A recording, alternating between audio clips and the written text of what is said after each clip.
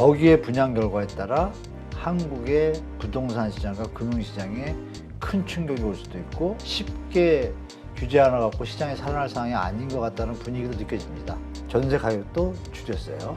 이 세 지역 광역시는 조심하셔라. 강남은 지금 제가 볼 땐 난리가 났습니다. 뉴스에 안 나오고. 네, 오늘 모신 분은 연세대 전경대학원 한문도 교수님입니다. 안녕하세요. 네, 안녕하세요. 네, 이제 설이 돼가지고요. 내일서부터 이제 설 명절이라 네네네. 이제 많은 분들이 뭐 고향을 가기도 하고 친인척들끼리 모여서 이야기를 나눌 때 아마 화제가 부동산이 되지 맞습니다. 않을까. 그렇죠. 왜냐면 집값 얼마 떨어졌어. 막 이런 얘기가 지금은 그렇죠. 화제가 될 것 뭐 같아요. 시나리오가 뭐 1, 2, 3죠. 왜냐하면 뭐 자제분이 서울에서 뭐 영끌에 샀다. 그럼 또 부모님이 막 걱정하면서도 얘기할 그렇죠. 거고 아직 안 샀다. 그러면 나중에 사면 별 얘기들이 다 왔다 갔다 할 것 같아요. 그래서 올 한 해는 진짜 작년보다 우리 영끌 때 재작년이죠. 그때만큼 부동산이 뉴스에 좀 많이 나올 것 같아요. 작년에 너무 많이 떨어져가지고 둔촌주공이 이제 묘한 결과가 나오니까 그러게요, 이번에. 설왕설래도 많고 뭐 둔촌 일병 구하기 누가 했는지 잘 만들었더라고요. 네. 그 뭐죠?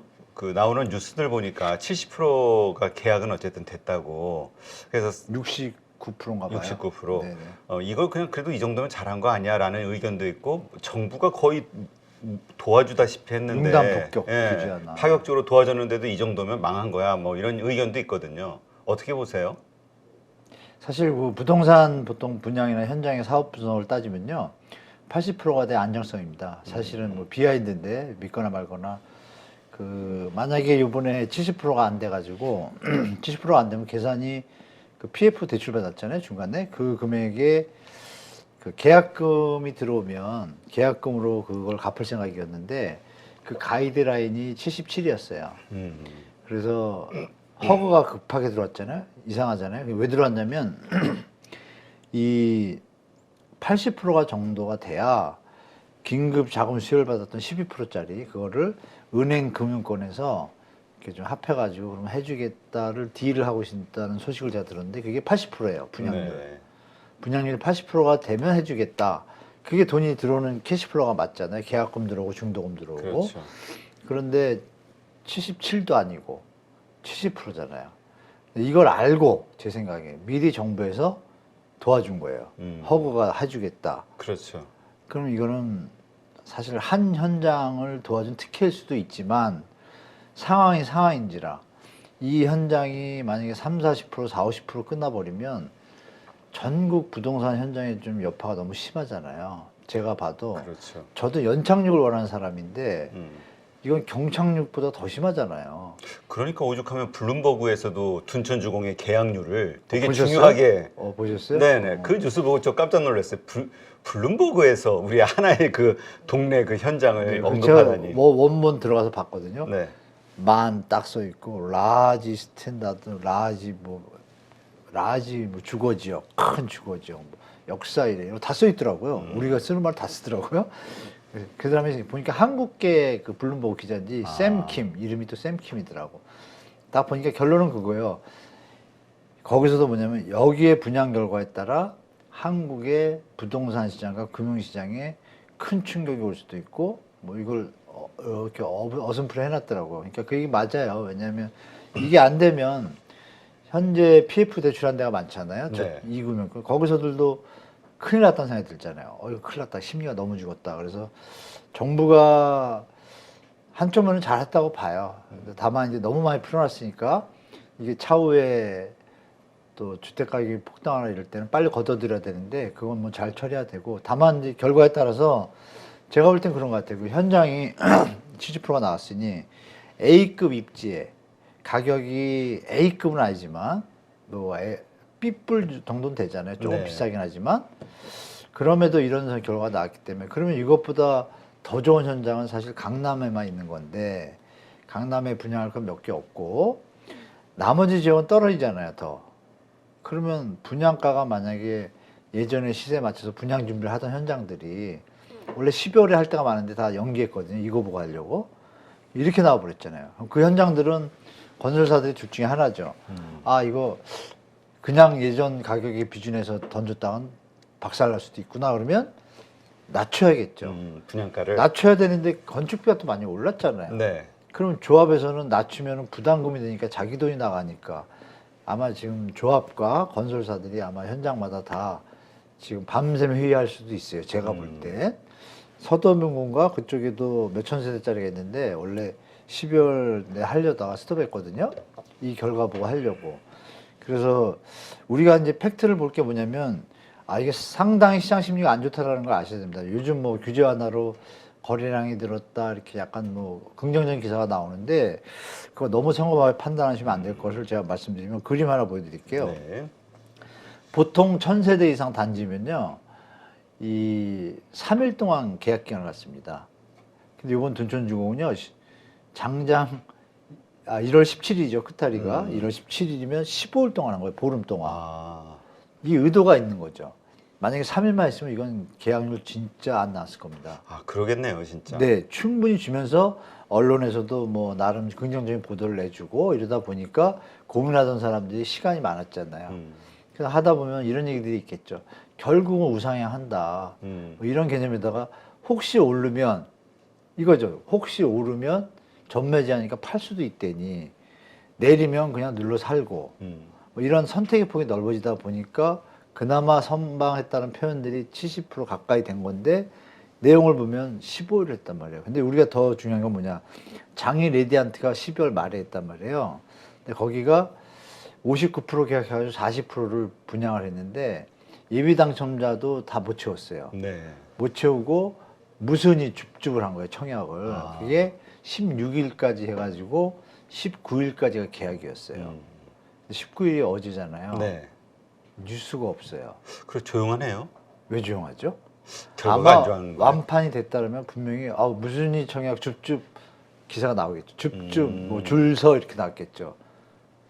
실수해서 안 나온 건지 모르지만 하여간 어제 오늘 제가 열심히 봤는데 없어요, 기사가. 그렇다면 이 규제 완화 대책이 규제 완화가 뒤에 나왔잖아요. 그렇죠. 대책에도 불구하고 사람들이 외면했다. 이건 좀 충격이 되죠. 둔촌정보만 볼 게 아니라 중요한 건 왜 그러면 뉴스가 안 나는지를 보니 장이 레디안트 옆에 이름이 땡땡땡 레미안이라고 있어요. 그 아파트가 입주한 지가 그렇게 오래되지 않았거든요. 거의 신축인데 걔가 이거보다 싼 거예요. 지금 거래된 게 요 12월 1월 초에. 그러니 무순위 청약자 입장에서 뭐 이게 더 싸잖아요.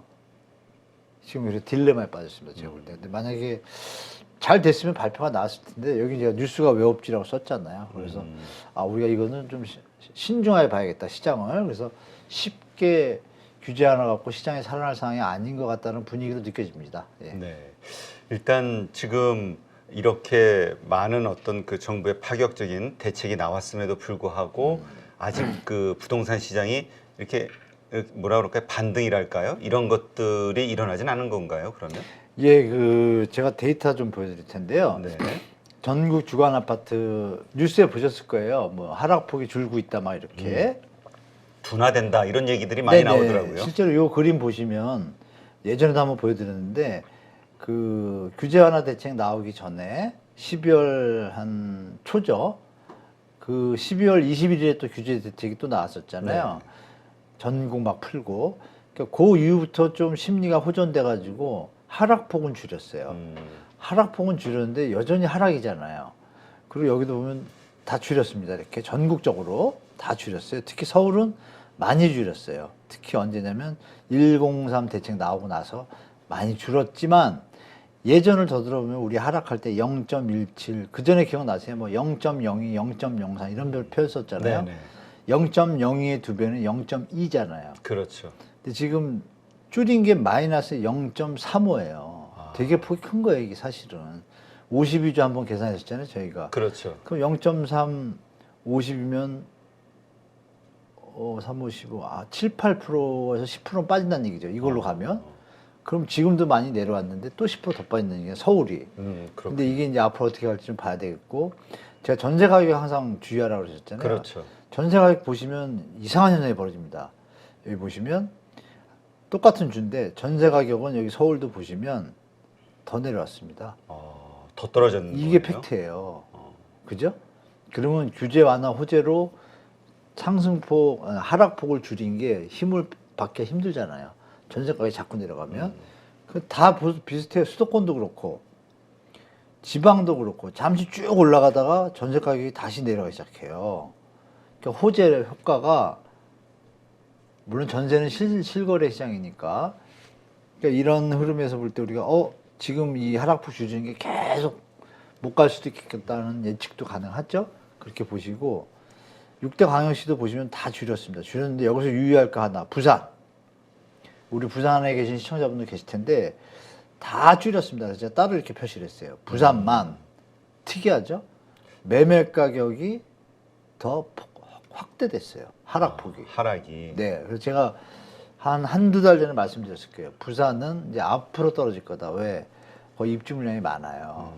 인천도 그런 것처럼 똑같습니다. 여기도. 그래서 부산은 이게 이제 가속화될 가능성이 있는데 뒤에 전세 가격을 보면 또 나타나겠죠. 나머지는 다 하락폭을 서울처럼 줄였어요. 그리고 전세 가격이 중요하다고 그랬잖아요. 다시 6대 볼까요? 인천, 부산, 대전은 전세가 다 하락폭이 다 심화됐습니다. 그럼 공통점이 있죠. 인천도 입주 물량이 많고 부산도 입주 물량이 많은 거예요. 대전은 이제 슬슬 입주 물량과 그동안 잘 버텼거든요. 여기 세 구를 보면 폭이 틀리잖아요. 견조하다가 확대된 거예요. 결론은 나머지 지방은 전세 가격도 줄였어요. 이 세 지역 광역시는 조심하셔라 말씀드리고 요 인천, 부산, 대전. 네, 조금 시장을 조심해서 보셔야겠죠. 그리고 이 일기 신도시인데요. 보시면 일기 신도시 다 호재가 있으니까 쫙 줄였어요. 멋있게 줄였죠. 3번하고 수원은 제가 넣어놨어요. 신도시는 아니지만 왜냐면 네. 아이콘 같으니까 고양, 일산, 동구가 좀 더 늘었어요. 신기하게. 여기도 늘었고 좀 특이한 현상이 벌어지죠. 왜 하락폭이 더 늘었을까요? 요거 마주하고 제가 말씀드리겠습니다. 여기 보면 전세가 보세요. 전세가도 다 줄이는데 분당구 이런 우리가 지표를 조금은 좀 우리가 받아들여야겠죠. 아, 여기는 시장이 아직도 하방 압력할 가능성이 높다라고 보는 게 정상적이겠죠. 영통구는 전세가 더 내려갔죠. 왜? 여기도 입주 물량이 많습니다. 그럼 공통점이 나왔죠. 입주 물량이 많은 곳은 조심해야겠다라고 제가 말씀드리겠습니다. 그래서 지금 왜 이렇게 우리 대표님이 뭐라고, 서울까지 말씀드리고 가겠습니다. 네. 서울도 서초구가 확실히 제일 강하다 보니까 많이 줄였죠. 거의 뭐 15% 마이너스 0.5까지 갔다가 마이너스 0.5 많이 줄였습니다. 강남도 줄였는데 강남은 이번 주에 내려왔습니다. 더 확대가 됐어요. 또 그러니까 이런 차이별로 보셔야 돼요. 이 빨간 거 여기 보시면 강동구도 하락폭이 확대됐어요. 이 와중에 그러면 강남과 이 강동은 물량이 많을까? 많습니다. 제가 좀 이따 보여드릴게요. 자, 전세 가격이 중요하다는데 마지막으로 전세 가격 보시면 빨갛게 쓴 게 더 확대된 겁니다. 네.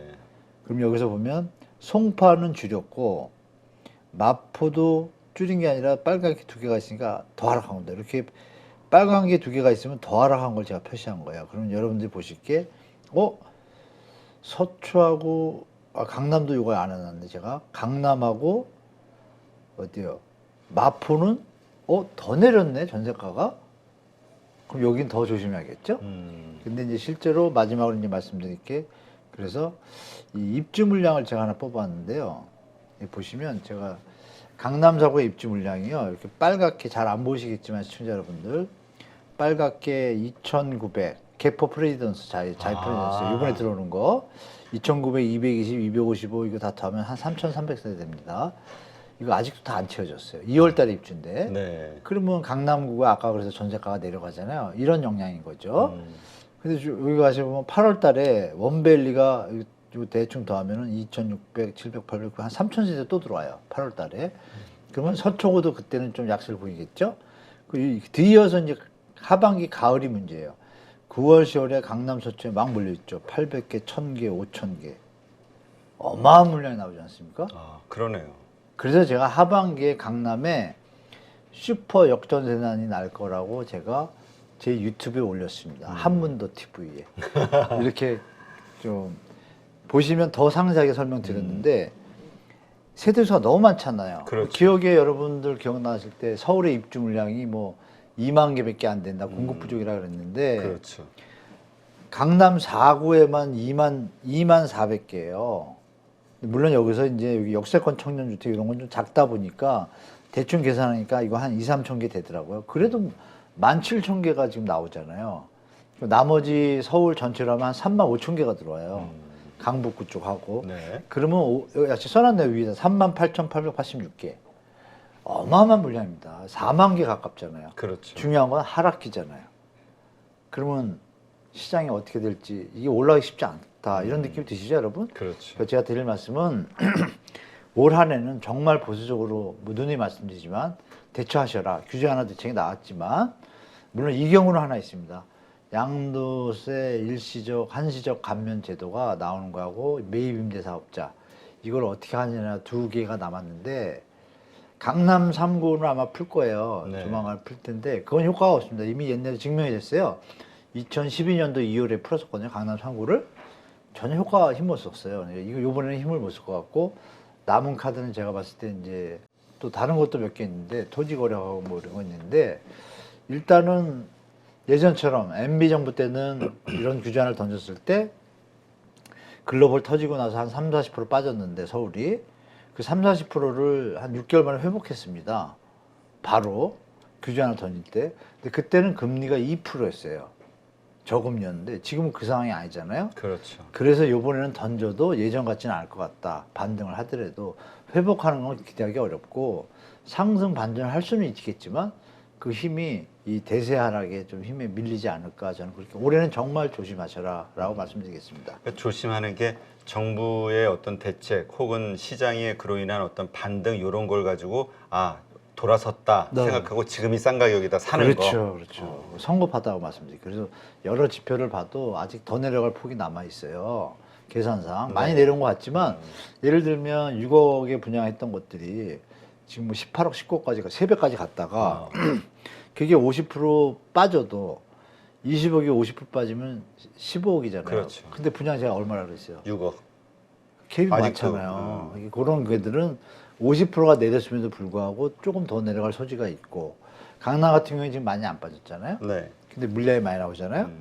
그러면 이제 역전세도 중요한 게 뭐냐면 역전세 난이 났다고 얘기는 들었는데 어느 정도인지 모르시잖아요. 그렇죠. 강남은 지금 제가 볼 땐 난리가 났습니다. 뉴스에 안 나오는데 기자들이 잘 안 써주시는데 이 방송을 보시는 기자분 계시면 꼭 써주시기 부탁드립니다. 시장을 시청자들이 정확히 아셔야 되니까 보세요. 그 2023년이잖아요. 네. 그럼 지금부터 만기되는 사람들은 2021년도에 계약한 사람들이죠. 2021년도가 언제냐? 2020년도 7, 8월에 영끌 임대차 3법으로 폭등할 때 고점이 2021년도부터 2021년 상반기라고 봐요. 제가 볼 때. 그러면 6개월 동안 했던 분들은 다 최고점에 산 거예요. 그렇죠. 근데 그 전에 산 분들은 그거보다 싸게 했는데도 튕겨 나오잖아요, 지금. 그러면 앞으로 6개월 동안 만기되는 분들이 머물겠습니까? 튕겨 나오겠습니까? 그러니까 역전세가 더 심화되는 거죠. 물량까지 겹치니까. 그래서 상반기에 그 강력한 하방 압력이 하반기까지 밀고 내려갈 힘이 강하다고 봐요, 제가 볼 때. 네. 그게 주위까지 퍼치고 인천 같은 경우는 강서구, 양천구, 금천구 있잖아요. 네. 구로구 있죠. 이쪽이 지금 전세 가격이 구별로 보면 더 내려갔습니다. 딴 데보다. 그 이유는 인천 경인고속도로 타고 가면 20분이면 가요. 그렇죠. 그러니까 20분이면 가니까 제가 가장이에요, 만약에 젊은. 근데 인천에 지금 제가 전세를 5억, 6억에 살고 있는데 대출이 3억이에요. 근데 인천을 딱 보니까 전세가 2억이야. 3억 돈도 안 내고 새 집이고 거기 가는 게 나은데 내가 출퇴근을 좀 더 해야 되잖아요. 네. 근데 나의 처자식은 너무 행복하게 살겠죠.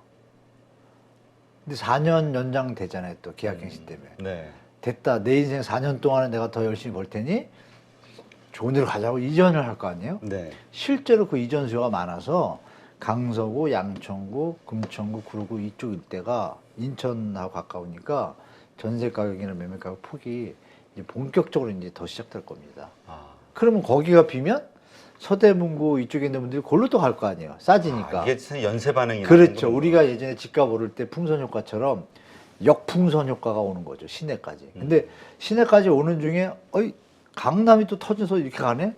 뭐 이런 개념을 보면 올해는 정말 좀 보수적으로 대처하시고 시장 체크하시면서 자산 관리하시는 게 좋겠다 말씀드리겠습니다. 네, 참 그 잘못 선택했다가는 아주 오랫동안 마음 고통을 네, 심하게 네, 네. 겪을 수도 있는 상황이라고 봐야겠군요. 맞습니다. 그러니까 네. 다주택자분들도 관리를 잘 하셔야 될 게 이쪽 지역에 집이 많으시면 정말 관리 잘 하셔야 돼요. 예를 네. 들어서 봄 지나서 이사철 지나가지고 역전세 만약에 집을 한 10개 가지고 계신 다주택자분이다. 한 군데서 1억씩 다운되면 10억이잖아요. 네. 10억을 가지고 계시면 다행인데 안 가지고 계시면 어떤 일이 벌어지죠? 부도나는 거잖아요. 그러면 집이 최악의 경우를 가정하는 거예요. 집이 경매로 나가면 제가 못 받잖아요. 그렇죠. 큰일 날 수도 있어요. 실제로 이게 IMF에 많았거든요. 이런 아. 현상들이.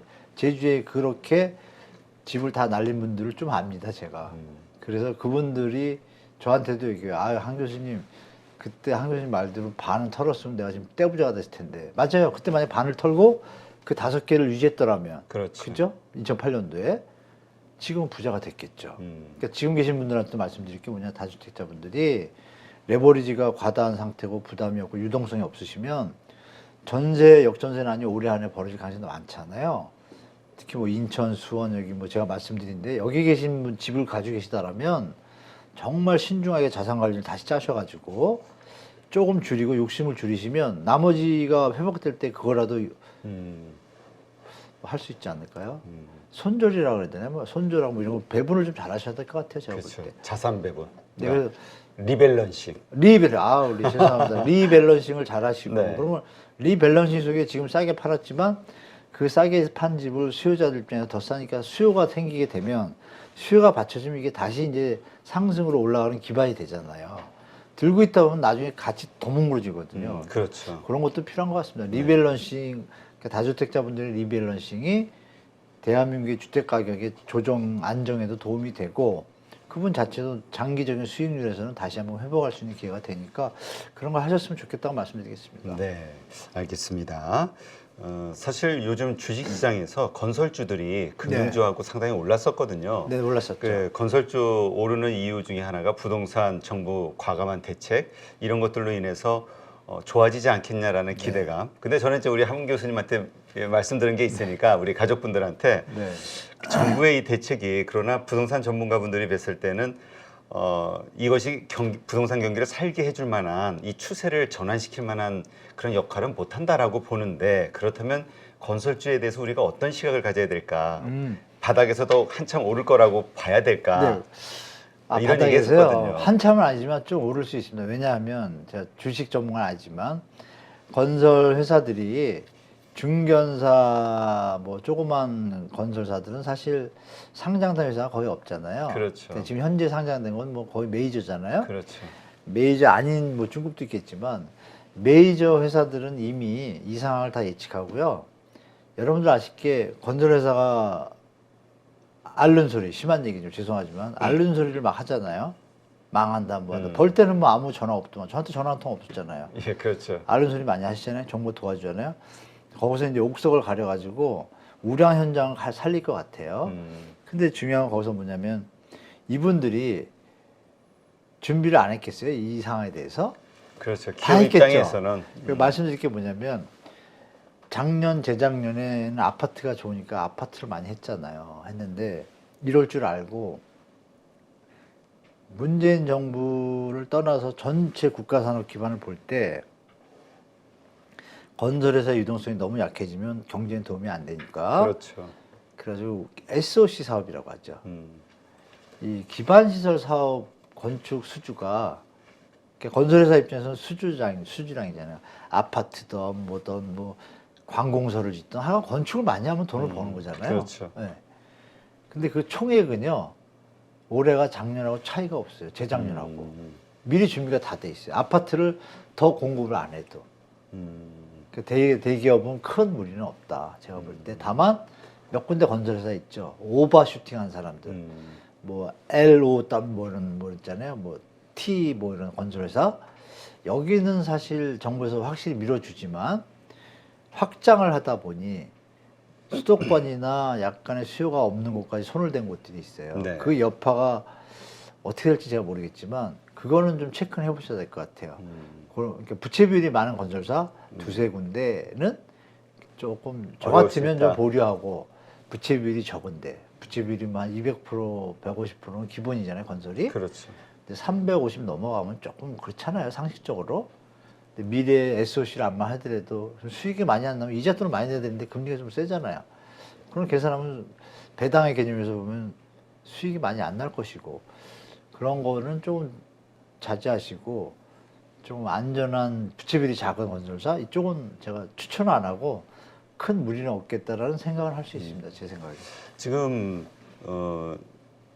저희가 댓글을 보니까 윤석열 대통령이 미분양 아파트를 뭐 전부 정부에서 네네네. 사주자 뭐 이런 얘기를 했다는 이야기들이 막 나오더라고요. 그래서 난리 설마 났죠. 이랬는데 진짜 그런 일이 있었긴 하더라고요. 설마가 아닌데요. 아, 근데 여러분들이 아쉽게 사실 그게 갑자기 나온 건 아닙니다. 음. 갑자기 나온 게 아니고 여러분 그 LH 네.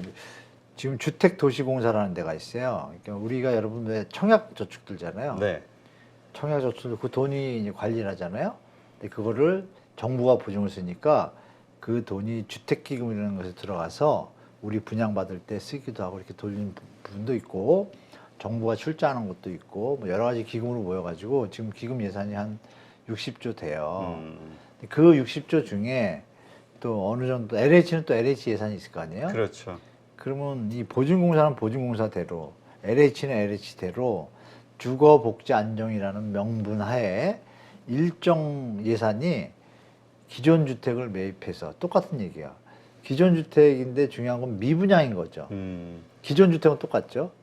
뭐 사람이 살고 있던 뭐하든 빈집이든 뭐하든 이걸 사서 싸게 사서 임대주택으로 활용한다는 거는 예산이 있었어요.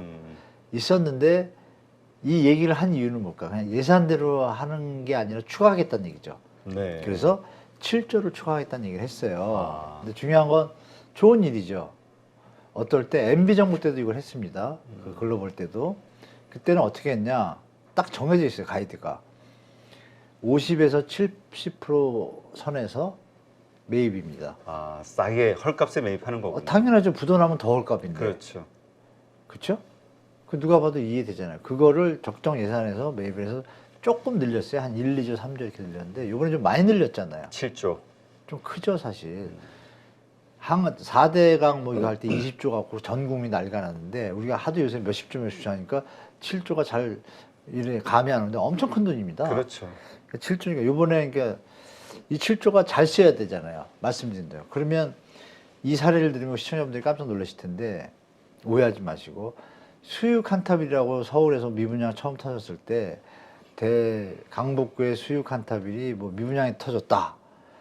100 몇십 가구에서 100 몇십 가구가 미분양이에요. 아, 그래가지고 15% 할인, 처음에 5% 할인 분양 들어갔고, 그 다음에 15% 할인 들어갔고, 팔고 있어요. 얼마큼 팔는지도 몰라요, 사람들이. 근데 그거를 최근 12월 달에 LH에서 그걸 사줬습니다. 아, 사줬는데 얼마에 사줬냐? LH가 사준 금액이 미분양 나가지고 15% 할인하고 있는 그 값에 사준 거예요. 아, 일반인에게 할인해주는 정도로. 그거 안 팔리고 있는 거 사준 거예요. 그러면 그게 말이 할인이지 그게 정상가인 거 아니잖아요. 안 그렇죠. 팔린 거니까. 그럼 그거보다 더 싸게 사야 이 공금 우리 세금이 잘 쓰인 거지. 이거를 그 사람들 할인 분양하고 이 정도면 최소한 남겠다 하니까 파는 거잖아요. 그러면 특혜가 되죠. 그렇죠. 그래서 주위 시세랑 비교하면 이게 안 맞는 거예요. 근데 이런 일이 또 하나 벌어졌어요. 광진구에 무슨 오피스텔이 이렇게 있는데 신축이에요. 이거 제가 조사하다가 이제 안 겁니다. 그래서 어젠가 뭐 SBS BG에도 제가 터뜨렸는데 너무 화가 나니까. 왜냐면 우리 젊은 분들이 근로소득세 다 띄고 뭐 그렇죠. 라이더를 하셔도 세금 띄고 다 하는데 그 돈이잖아요. 국민 그렇죠. 돈이잖아요. 근데 그 오피스텔을 36가구가 매입을 한 거예요. 36가구, 26가구 했는데 제가 총 금액이 90몇 억이에요. 근데 전용 면적이 25인가 28이에요. 그래서 제가 평균을 내본 거예요. 내보니까 3억 3천에서 5천에 샀더라고요. 한 채당. 제가 뭐라 그랬어요? 전용이 25인가 28이라 그랬잖아요. 그렇죠. 그래서 느낌이 이상한 거예요. 그래가지고 서칭을 다 해본 결과 여기에 이제 그 전철역 근처예요. 근처라고 얘기를 해요. 역세권이라고. 네. 여기서 서남 쪽으로 만약 100m 떨어진 곳이다 여기가. 그러면 동북쪽으로 100m 떨어진 곳에 이 면적과 비슷한 그 오피스이 또 있는 거예요. 이름이 무슨 강변 SK 뭐뭐예요. 그럼 걔를 비교해 보면 되죠. 그렇죠. 걔 지금 매매가가 2억 4천 5천입니다. 아, 좀 비싸게 사준 거네요. 그렇죠. 명분은 있겠죠. 신축이다. 그러면 아니 청년을 위한 공공임대주택이 누가 신축해달라고 그랬습니까? 국민 세금을 아껴가지고 똑같은 입지인데 그죠? 그럼 2억 5천짜리를 사면은 집을 30% 더 살 수 있잖아요. 그렇죠. 좀 이상하죠. 그래서 제가 이건 조금 이거 배임 아닌가? 이건 분명히 건설사에 이득을 줄 수 있다라고 유추할 수는 있잖아요. 그렇죠. 누굴 가지고? 국민의 돈을 가지고. 그 배임 횡령죄가 이렇게 돼 있잖아요. 배임죄가. 그 사물을 보는 자가 LH가 그거잖아요. 나라 세금 가지고. 나라 세금 주인 누구예요? 국민이잖아요. 그렇죠. 국민 세금을 가지고 했는데 손해를 끼쳤잖아요. 그럼 이게 배임죄거든요. 그래서 제가 그 얘기를 했더니 배임죄 너무 심하지 않냐고 앵커가 막 그러는데 사실이잖아요. 아니 눈 퍽 뜨고 그쵸. 그런 짓을 어떻게 할 수가 있죠? 그러니까 살 수 있는 싸게 살 수 있는 그 어떤 금액대 혹은 물건이나 이런 것들을 회사 돈으로 그거보다 더 비싸게 사게 되면 보통 적용되는 게 배임이 적용이 되긴 그 하죠. 혜택이 남한테 가니까. 그러니까 결론은 저 그거 벌어지고 나서 그 윤석열 대통령이 1월 3일 날 미분양 매입유죄 하라 그런 거예요. 근데 중요한 건 예전에 연말에 제가 앞으로 정부가 좀 해줘야 될 책이 뭐가 있냐 이럴 때 제가 제안한 거예요. 미분양을 매입해라. 50% 60%에 사줘라. 왜 들고 가면 힘드니 그렇죠. 원가에서 손해 좀 봐라. 보고서 살아날 수가 있잖아요. 부도는 안 나오죠. 그러면 이걸 가지고 국민한테 싸게 주면 누이 좋고 매부 좋고 다 되잖아요. 그걸 제안한 적이 있는데 윤석열 대통령이 가이드를 안 준 거예요. 근데 그 바로 보름 한 달 전에 벌어진 일을 보니 큰일 나겠는 거예요. 그러니까 제가 이런 건 유추할 수 있겠죠. 밑에서 막 얘기를 해요. 좋은 정책이잖아요. 싸게라고 했는데 싸게는 살짝 빼고 그냥 그 정책만 보여주면 대통령이 그렇게 얘기할 수 있어. 그 대통령이 여기서 그럼 국토부 장관님 원희룡 장관께서 우리가 매입하는 기준은 무조건 분양가는 절대 안 됩니다. 분양가는 속일 수가 있거든. 분양가 그렇죠. 70% 이러면 조금 이따 분양가 올려가지고 싶으면 원래 값 받으니까 안 되고요. 시세의 70% 60% 이렇게 하겠죠. 그렇죠. 그런 가이드가 지금 없어서 미분양 주택에 대해서 화가 많이 나셨을 텐데 원래 이 정책의 모토는 그거예요.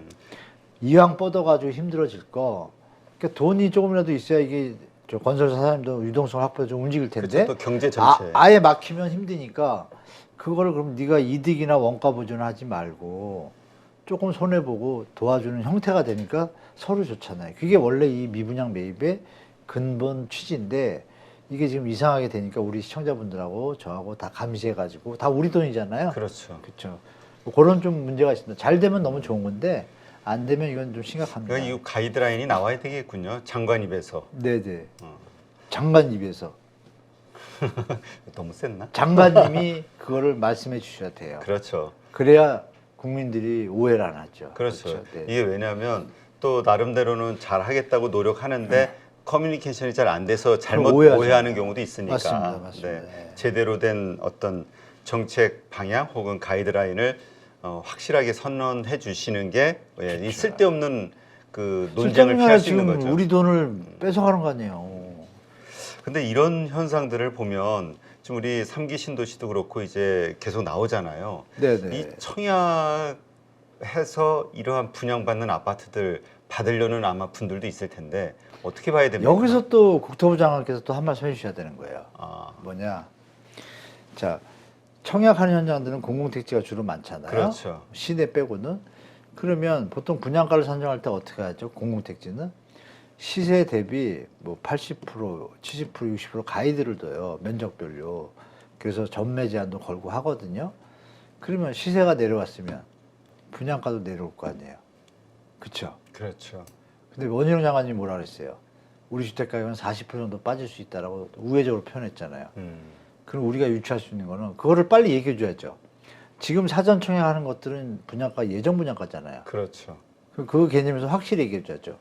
시세 대비 이렇고 올라갈 경우에는 원래대로 보존을 해야 되는 거고 이 가이드를 정확히 해줘야 되는데 이것도 아마 고민하고 있을 겁니다. 아마 정부 당국자들이 고민하고 있는데 유주택자, 무주택자의 문제가 아니에요. 이걸 잘못해주면 유주택자분들도 만약에 처리하고서 대처를 해야 되는데 타임을 놓칠 거고 그렇죠. 무주택자분들은 잘못해가지고 또 못 사거나 안 사거나 여러 경우가 생기니까 혼돈스럽잖아요. 그러니까 정부가 할 일은 그 월급도 여러분들하고 제 세금으로 주는 거잖아요. 그 국민의 공복이라는 생각을 다시 가지시고 지금 이렇게 주택 때문에 다들 힘들어 하시는데 주식장도 안 좋고 그렇죠. 그러면 대통령 국토부 장관께서 지금 이렇게 제가 말한 거 벌써 시청자분들 다 아실 거예요. 무슨 말씀인지. 이걸 딱 정리해가지고 투명하게 딱 주시고 이 주택 가격이 내려야 청년들이 살고 청년들이 살아서 주택 가격을 5억에 살 거를 4억에 사면 그 1억이 남으면 1억을 주식시장에 건전한 기업에 투자하고 건전한 주식시장에 살 수 있고 기업이 발전해야 나라가 살고 이게 이어지잖아요. 네. 저는 국토부 장관님께서 이 청약에 대한 그 부분을 우리 당사자들이 고민하실 게 아니라 지금 고민스럽잖아요. 그렇죠. 이게 더 내려갈까 올라갈까. 진짜 그분들 머리 아프거든 사실. 무주택자든 유주택자든 갈아탈까 말까 막 그죠? 이걸 해결해 줄 수 있는 거는 이럴 때는 정확한 가이드잖아요. 그거를 좀 해주시기를 좀 새해를 맞이해서 좀 부탁드려보겠습니다. 네. 일단 그렇다면 우리 청약저축을 활용해서 이렇게 분양받는 네. 이러한 것들도 지금은 할 때가 아니다. 이렇게 봐야 되겠네요. 일단 그건 아니죠. 지금 말씀드린 대로 가이드는 안 정했지만 자체적 LH에서 공무택지를 분양할 때 분양을 정할 거 아니에요? 정하는데 시세가 이 정도 내려왔어. 근데 이거를 기준으로 내린 걸 기준으로 하면은 딱 보기에도 분양가가 싸 적정하잖아요. 보이면. 싸 보이잖아요. 그럼 그때 여러분들이 이 시세가 만약에 20%밖에 안 내려왔어. 근데 여기는 요거보다 5% 낮아. 근데 이게 더 내려갈 수도 있잖아요. 이때는 그렇죠. 고민해야 되는 거고. 근데 그 지역에 한 40% 50% 빠진 데가 있거든요. 근데 이거에 맞춰가지고 분양가가 나왔다? 그러면 오름의 폭이나 내림의 폭의 한도가 정해지잖아요. 네. 내릴 만큼 내렸으니까. 그때는 신축이잖아요. 음, 그럼 신축이니까 여러분 신축이 조금 비싼 건 당연한 거 아니에요? 새거가? 그렇죠. 그러면 시세랑 비슷하다 그러면 받아야겠죠. 음, 뭐 이렇게 5% 비싸더라도 이 정도는 내가 좀 편의성과 신축에 대한 그 가치를 보상하겠다 하면은 그건 받으셔도 된다고 말씀드릴게요. 그러니까 많이 떨어진 지역은 외면하지 마시고 보시고 적극적으로 들어가셔야 되고 덜 떨어진 데는 조금 고민해 줄 필요가 있다 이렇게 말씀드리겠습니다. 네. 이번에 이제 한국은행 금통위에서 또 0.25 금리를 올렸잖아요. 네. 그러면서 지금 현재 가계부채 문제가 심각하고 부동산 대출 받은 분들의 그 이자 부담이 점점 높아지다 보니까 이런 경매로 이렇게 넘어가는 집들 이게 좀 늘어나지 않겠냐? 그리고 또 그런 경매로 뭔가 이렇게 또 좋은 투자의 기회가 되지 않겠냐라고 노리는 예. 분들도 있긴 하더라고요. 네, 뭐 정확하신 말씀입니다. 당연히 경매물건 늘어나게 돼 있죠. 왜냐하면 1월부터 지금 벌써 한 3달 전부터 계속 배수로 늘거든요. 우리가 없을 때 뭐 4, 50개까지 갔다가 한 70개 됐다가 지금 그 다음 달에 100 몇 개가 됐다가 지금 170개 됐다. 뭐 늘어나는 속도가 50% 이상 막 더블 정도 나거든요. 그럼 우리가 금리 인상을 더듬어 보면 부담이 가해지고 나서 그 뒤에 나타나잖아요. 그렇죠. 그러면 작년에 다 올렸으니까 그러면 그 사이에 힘드신 분들이 연체가 됐으면 더 늘어날 가능성이 높죠. 역전세로 인해서 경매 나온 분도 계시지만 그러니까 이 상황을 볼 때 경매 물건 분명히 늘어날 것이고 늘어나는데 말씀 주신 대로 그걸 생각하시는 분들이 계시면 본인 직접 하시지 말고 공인중개사 아시는 분 찾아서 오래된 분 경매 대리 자격증이 있어요. 네. 그분들 통해서 주택 매입하는 것도 괜찮은 방법이라고 말씀드리겠습니다. 네, 그렇군요. 지금 우리 그 둔촌주공 관련해서 우리가 계속 이야기했던 것들이 부동산 PF 문제가 어떻게 될 것이냐. 네네. 근데 일단 지금 나오는 뉴스들 보면은 뭐 사채 시장과 기업 채권 이런 쪽도 그렇고 유동 이제 좀 신용 경색이 완화됐다 이런 네, 표현이 많이 완화됐죠. 예. 많이 완화됐죠. 그런데 부동산 PF 문제도 잘 연착륙할 수 있는 지금 분위기가 만들어진 건가요? 우량 현장에 한해서요. 아, 제가 볼 때 불량 현장들은 아직 PF가 원활하지 않습니다. 그대로 10% 12%대예요. 그러면 뭐 수익이 보통 20, 30%인데 벌써 한 6개월, 1년 갔잖아요. 올해까지 넘어가면은 수익은 다 날아간 거잖아요. 그럼 거기에 대해서 누가 다시 대출해 주겠어요? 그렇죠. 회수를 하겠죠? 이제는 더 내려갈 수도 있으니까. 그렇죠. 물론 시장 상황 보겠지만 원래 부동산은 이제 후행성이 있지 않습니까? 우리가 2011년도 저축은행 부도 사태가 있었잖아요. 근데 글로벌 금융이 2008년이었잖아요. 지금처럼 유동성과 어떤 금융위기의 전이를 막기 위해서 정부가 나서서 도와줘요. 도와줌에도 불구하고 못 버티니까 11년도에 터졌겠죠. 그러면 우리는 대충 유추를 해봐야겠죠. 네. 아, 올해는 넘길 수 있겠으나 이렇게 점점 시나리오가 나오잖아요.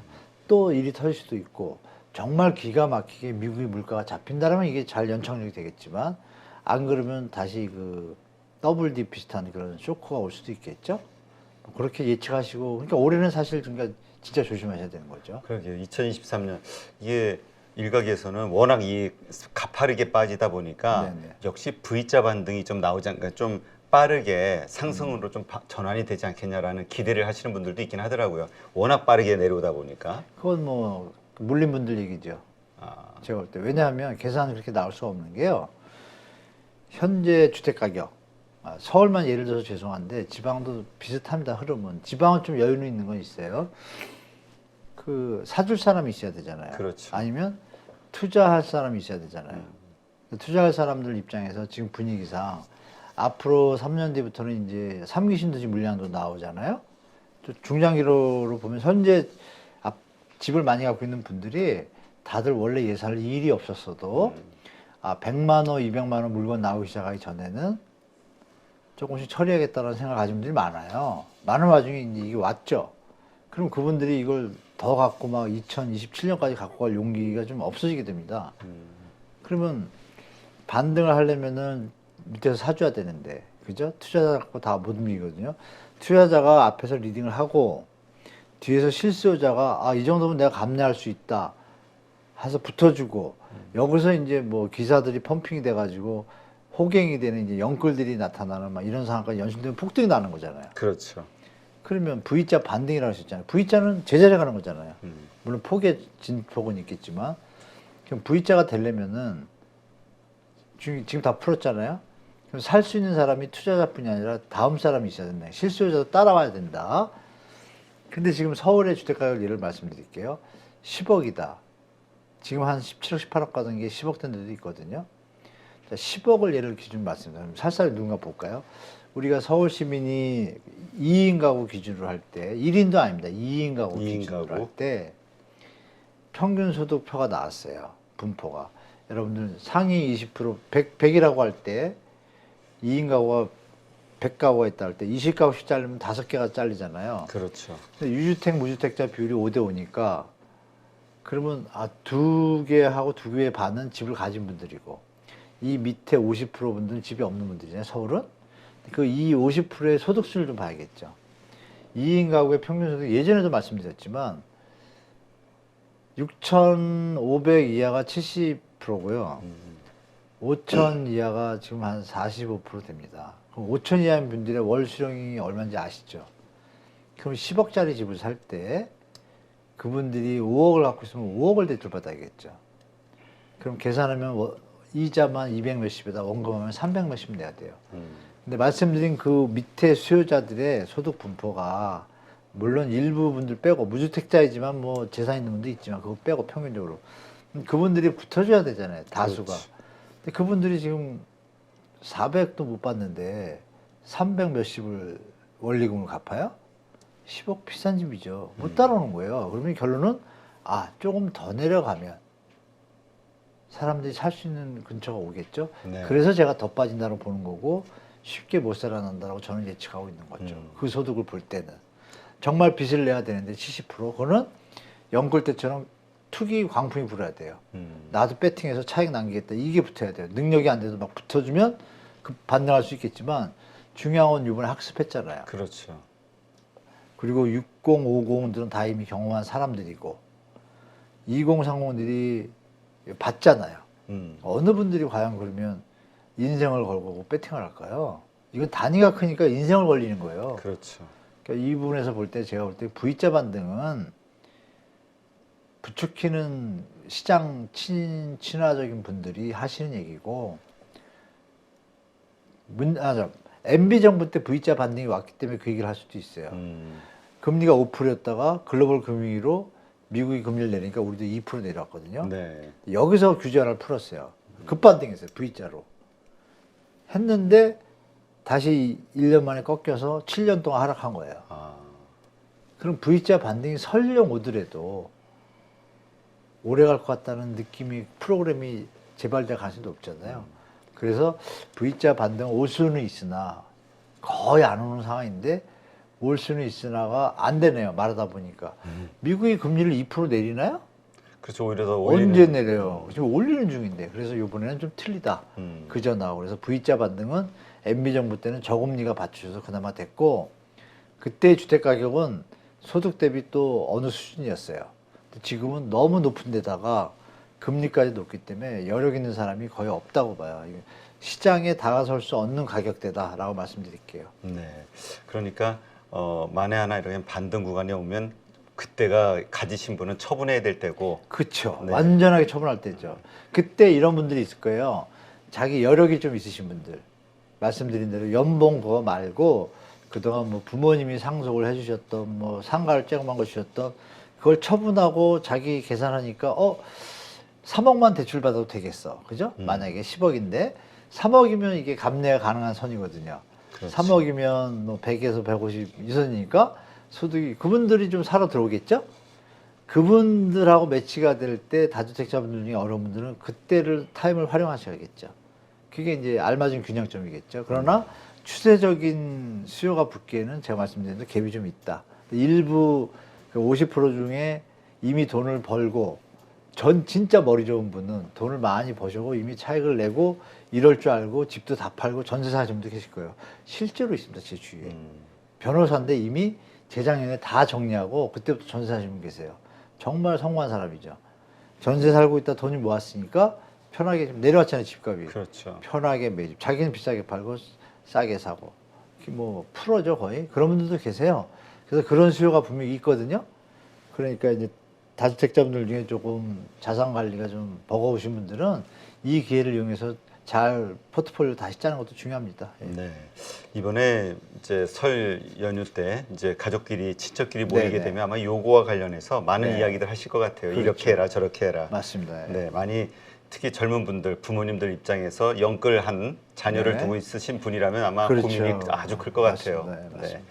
하여튼 요 방송 우리 한문도 교수님이 말씀하신 이러한 내용들을 잘 참고하셔서 참 어려운 일이지만 어쨌든 처한 환경에서 가장 좀 현명한 방법이 무엇일까 깊은 고민하시는 계기가 되었으면 좋겠습니다. 네, 오늘 이렇게 좋은 인사이트 함께해 주신 한문도 교수님 고맙습니다. 네, 고맙습니다. 새해 복 많이 받으십시오.